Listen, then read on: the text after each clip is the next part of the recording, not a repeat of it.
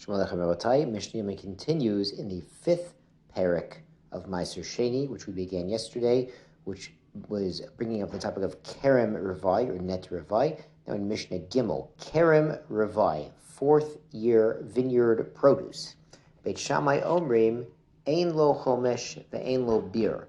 It does not have a 1/5 additional payment when the owner redeems it, and it does not have bior. Bior is a really interesting concept we've mentioned by Shvit, and it also applies in a sense to Maaser. In the context of Masrot, it means in the 4th and 7th years, all of the Maaser must be removed and eliminated, Bi'arti HaKodesh min habayit, as we're going to see later on in this parak.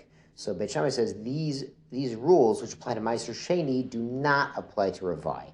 Beit Hillel omrim yesh lo. Beit Hillel says no. Maaser Sheni, we learned it, there's a Gezerah Shava Kodesh Kodesh. Partner explains that we compare these laws of Maaser Sheni, Chomesh and Bir, to Revai as well. Mishnah continues, Beit Shammai omrim yesh lo peret, yesh lo ololot. That's the vineyard, that's Revai, has the laws of peret and ololot. Peret is grapes that fell on the floor during the harvest, and they are left for the poor. It's basically like the shichcha concept by grain, but applied to grapes. Yeshlo ololot. Ololot is the underdeveloped clusters of grapes. They don't look like a normal cluster of grapes. They didn't quite get filled out with the normal shape of a healthy cluster of grapes. Those are also left to the poor, kind of like peah, but for grapes.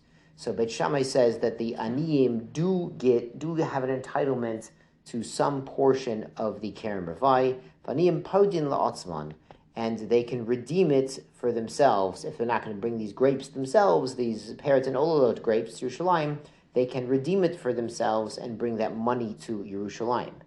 Beit Hillel omrim kulo lagat. Beit Hillel says all of the grapes, even what would normally be peret and ololot, in a different year, after the 4th year. In the 4th year, they all belong to the owner, and they go into his gat, his own personal wine press.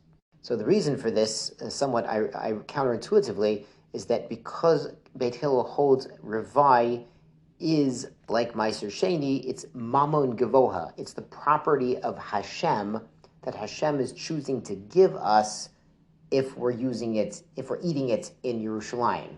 So since it doesn't really belong to the owner of the vineyard, it really belongs to Hashem, and Hashem is giving permission to the owner to eat it in Yerushalayim or redeem it and then eat the value in Yerushalayim.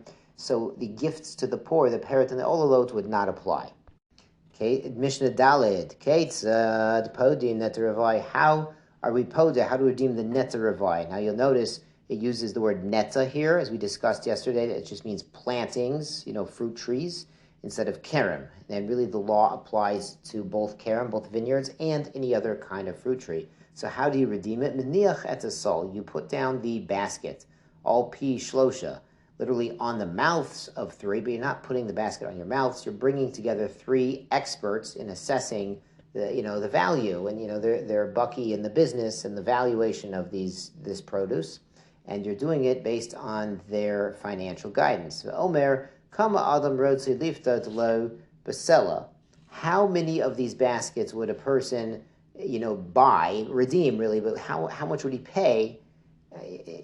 How many baskets would he get for a sela? How many baskets would he be willing to take for his sela? Al menat lahotzi yitzil mebeito, on condition that he has to pay the expenses from his own house.